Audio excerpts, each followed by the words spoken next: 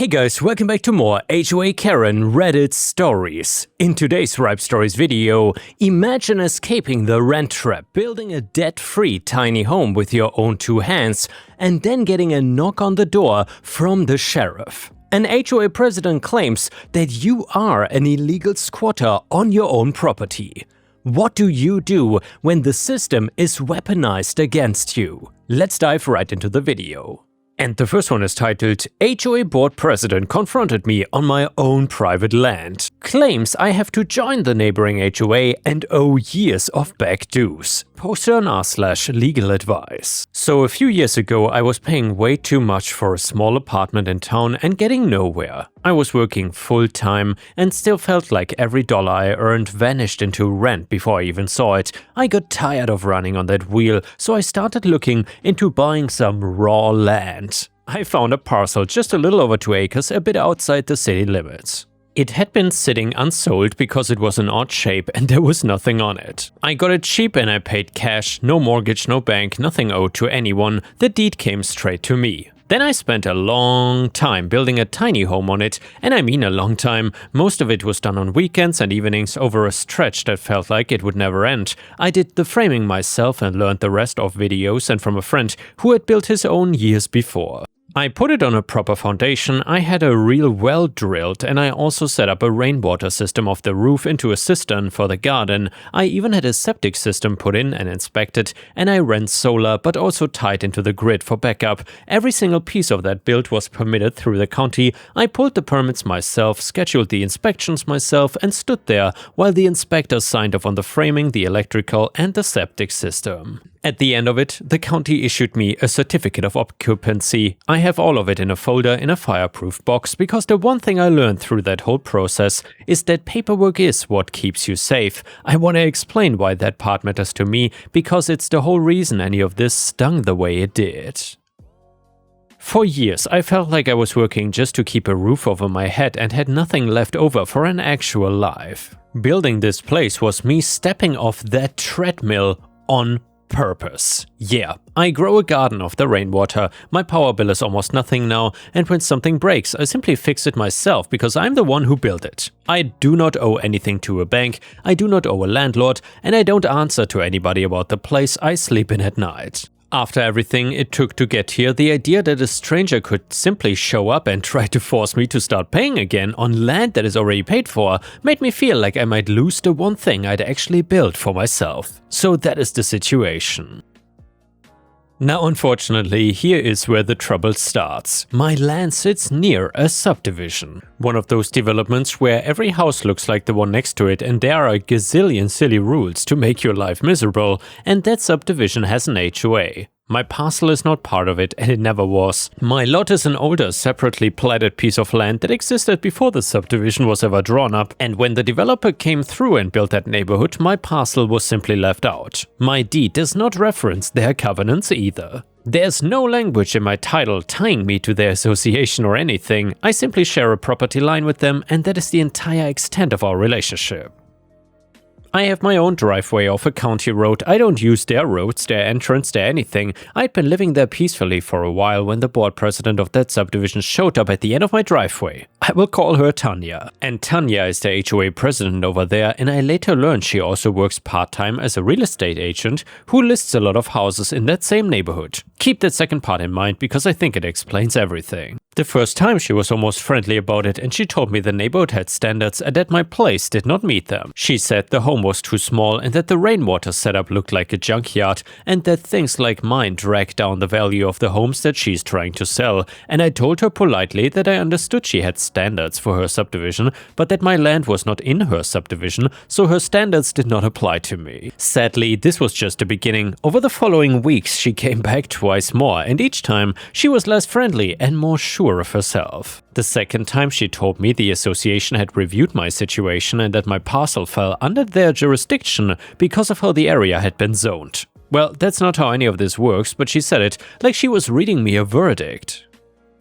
The third time she handed me a stack of official-looking documents and told me I owed back dues going back years plus fines for being out of compliance and that I needed to either bring my property up to standard and pay what I owed or face removal. The number on the demand was a little over $14,000, and I told her flatly that I was not a member of her association, that I had never been a member, and that my deed had no connection to her covenants and that I would not be paying her anything.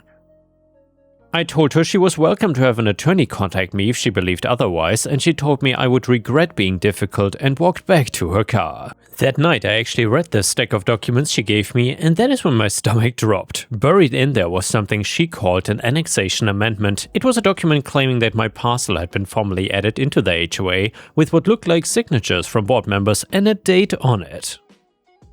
According to that document, I'd been a member of her association for years and just never paid. I'd never signed anything, and I'd never been notified of any meeting. I also had never voted on anything. The first I'd ever heard of this so-called annexation was the moment she put it in my hand. I figured it was just a bluff or something, and I tried to ignore it. Well, I could not have been more wrong about how far she was willing to take this. About a week later, I got a notice from the county recorder. Tanya had recorded a lien against my property, an actual lien filed with the county, claiming that I owed the association money. So now there's a cloud on the title of land I own free and clear based on dues for a membership I never had in an association my property was never a part of. Also, I cannot just wave away the lien because it is now sitting in the public record attached to my deed. But then it got even worse, which I didn't think was possible. A few days after that, a sheriff deputy pulled up my driveway. Tanya had called the sheriff's office and reported that there was a man living illegally on the land next to her subdivision with no permits and an unpermitted structure, and that she suspected that I was squatting on property that wasn't mine. She told them that I had no right to be there, and the deputy was decent about it. He explained why he had come, and he asked me reasonably enough to show him proof that I was allowed to live where I was living, so I did exactly what he asked me. I went to my fireproof box and I brought out everything. He looked at the documents and told me everything seemed to be in order and that he was sorry to have bothered me. He also said, and this the part that struck with me, that this was not the first call he had been out on involving complaints from that neighborhood, and that some of them had not held up. Over the next couple weeks, she called the sheriff on me 2 more times with the same story. Each time deputies came, I showed them the same documents, and each time they left. She also came onto my land once with a man she introduced as a contractor, and the 2 of them walked my property line, taking photos of my home, my cistern, and my solar setup. When I told them they were on private property and needed to leave, she told me that she was documenting violations for enforcement. I have a camera that caught all of it. Around the same time I started hearing that she had been telling people in her neighborhood that there was a squatter living in an illegal shack next to their homes, and that the board was working hard to get this eyesore removed. A couple of her neighbors actually drove past my driveway slowly to get a look at me, like I was some kind of attraction. I'd never met any of these people, and I'd never set foot in their subdivision. The whole thing was built on a story that she had invented and was now repeating as if it were a fact. So now I'm sitting here with a fraudulent lien on my home, a forged document claiming I'm a member of an association I've never been a part of, a demand for $14,000 I do not owe, and a woman who kept calling the cops on me and was trespassing to photograph my house. I'm not part of this HOA, and I've never been a part of this HOA. My title proves it, my survey proves it, and yet here we are. I have a few questions for anyone who has been through anything like this. Number 1, the lien she recorded against my property, is that as serious as it feels? Can a private person just record a lien on land they have no claim to? And if not, what is that called and what do I do about it? Second, that annexation document with the board signatures on it. If it turns out those signatures are not real or the board never actually voted on anything like that, what does that make the document legally? Is that something the police would care about, or is it a civil matter? Third, she has now called the sheriff on me multiple times with the same false story after deputies already confirmed I'm here legally. Is there a point where filing false reports becomes its own crime? I will update as things develop. Right now, I just keep looking out my window at the home I built with my own hands and feeling sick that someone can do this and seemingly face no consequences for it. And now some comments from Reddit. The lien is your emergency, deal with that first. A recorded lien clouds your title even though it's completely baseless, and it can mess with you later if you ever sell or borrow against a land. Here's the important part, what she did has a name. Recording a document against property when you know you have no legitimate claim to it is filing a false or fraudulent instrument, and in a lot of states that's a felony, not some civil annoyance you can just brush off. Stop talking to her, don't argue with her, don't explain yourself to her, just get a property attorney this week and bring the lien notice, the demand, and the documents she handed you. Comment number 2, the annexation amendment is the whole ball game.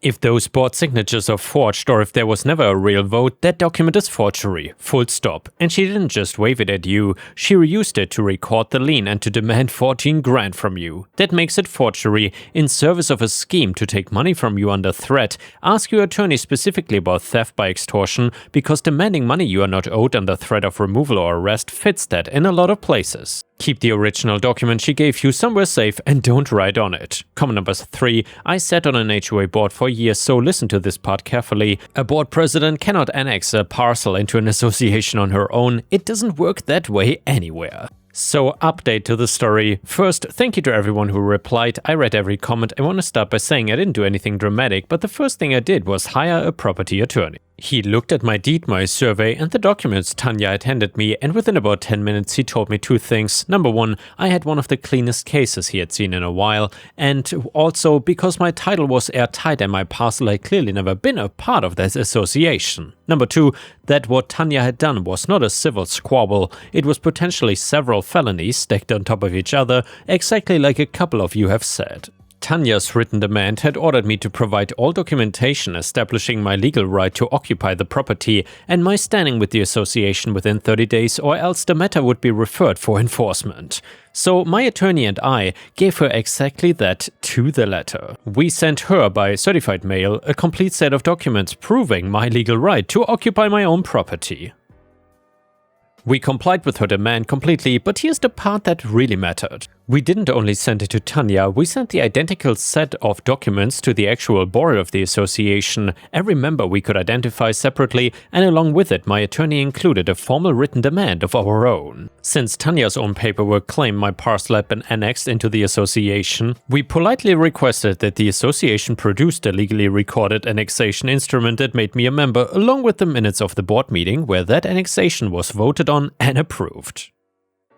We told them we needed it within 30 days, mirroring her own deadline back at her. We were not threatening anyone. We were simply complying with her demand for documentation and asking in return for the one document her entire claim rested on. There was no such document, and the moment the real board went looking for it, the whole thing came apart in Tanya's hands. What I learned later from the board members who cooperated with us is that when they got our letter, several of them had genuinely never heard of any annexation of my parcel. They had no memory of voting on it because they never had. When they went into the association's records to find the amendment Tanya had shown me, the one with their signatures on it, they found nothing in the official record. One board member told my attorney that when she compared the signature on Tanya's so-called amendment to how she actually signs her name, she went cold because it was not her signature at all.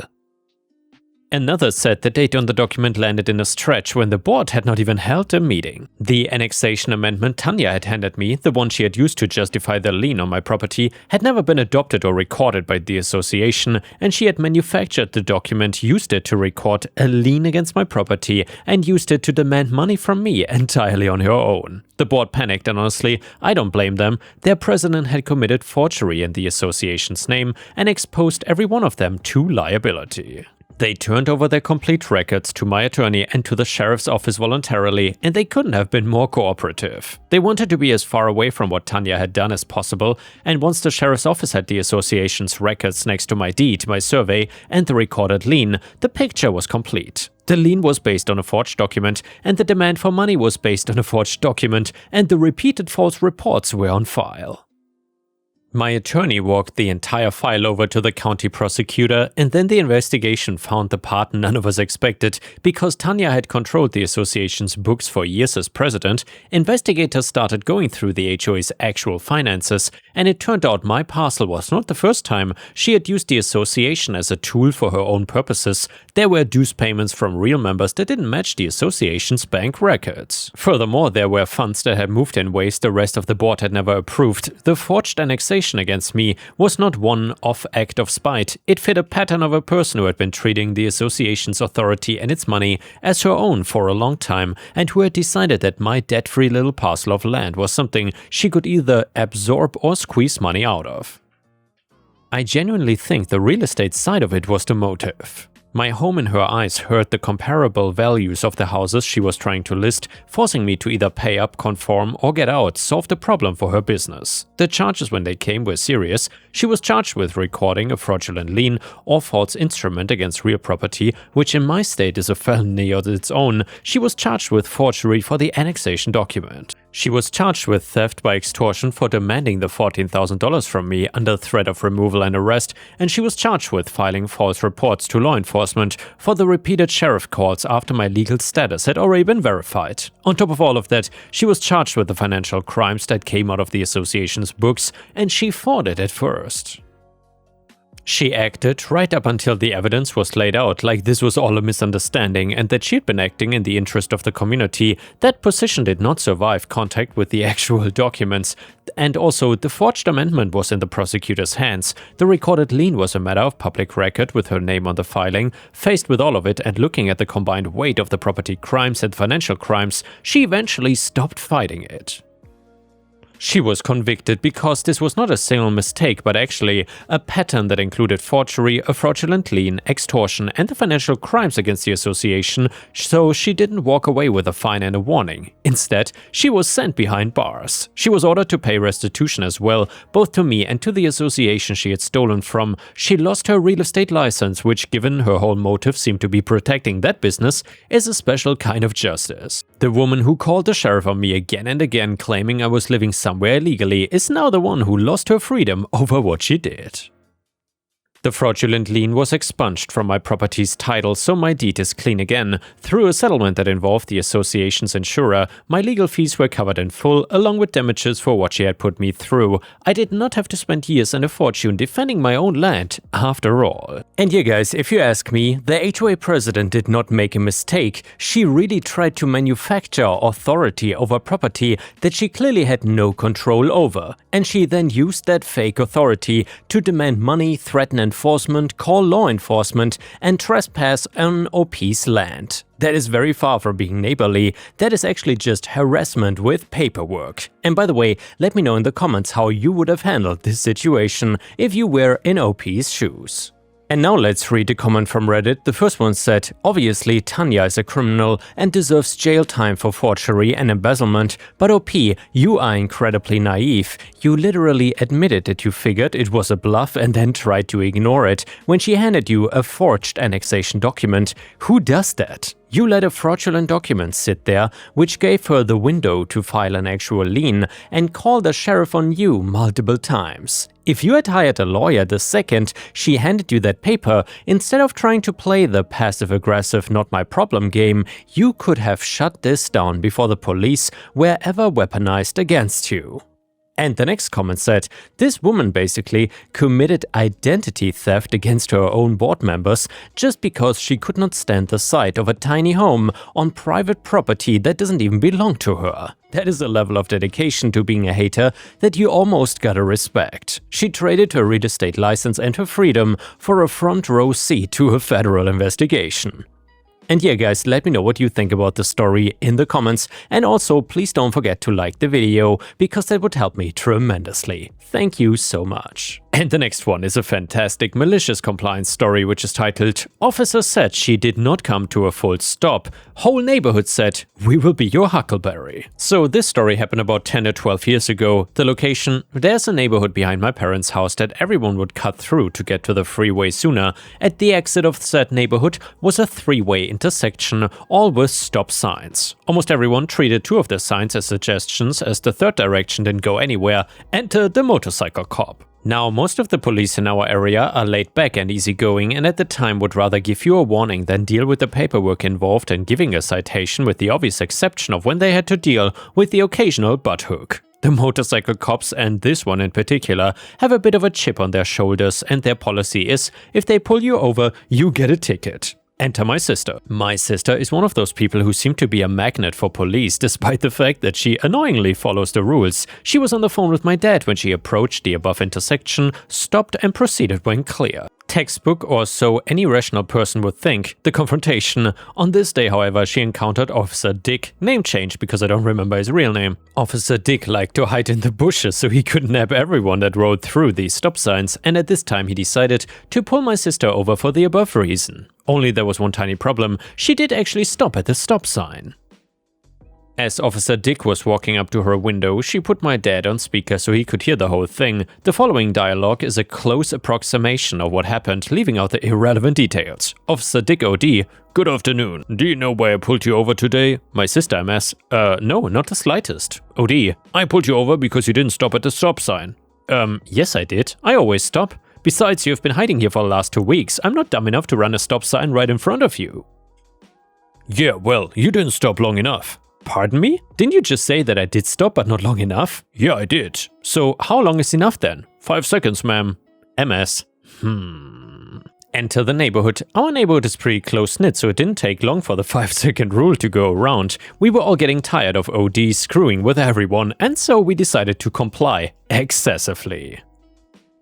Nearly everyone with a car made it a point to leave or enter the neighborhood through that intersection. Everyone would just roll down their window as they approached, stick out their hand, make eye contact with OD, and would slowly count to 5 before proceeding. It was really amusing for us, but after a week of this we noticed that OD is no longer hiding in the bushes. In fact, we didn't see him anywhere near our neighborhood for at least the next 2 years. Edit to add my reply below because I've been admonished for leaving out the best part of the story. I left it out of the story mostly because I didn't want to go off on a tangent and not finish the story, but yes, that very sentence led to an almost Judge Judy level traffic court experience. The look of incredulity on the judge's face when OD admitted to saying that was well worth the price of admission. As an added bonus though, most of the people in court that day were there because of OD and that intersection, and because of his admission, the judge dismissed all of the failure to stop tickets with his name on it. Also, to answer a question that has come up a few times in the comments, in Idaho it is not and never has been illegal to talk and drive, hands-free or otherwise. Texting and similar phone use were only just recently explicitly made illegal in the last 2 to 3 years. And the next one is a petty revenge story that you cannot miss. It is titled, "Inconsiderate Neighbor Got His Comeuppance." So back in 1993, I was living in a South American country where AC was not something people had or needed due to the great year-round weather, but obviously this meant you just kept windows open for airflow. It kept the apartment cool and with clean air, but the downside was noise levels. While 7 months pregnant in an unusually hot, breezeless Easter week, we start hearing dogs barking like crazy day and night. It went on for days and I'd had it, so I went floor to floor where this was coming from, and when I got to the offending apartment, which was one of those heavy-duty security doors with metal bars that slide into the top, bottom and sides when you lock it, long story short, days go by and the poor dogs continue to bark incessantly, and no one ever answers the door. So I was sick and tired of not sleeping, and I started going up the elevator to his floor and chucking eggs at his door right from the elevator without needing to come out. After a few more days of this crap,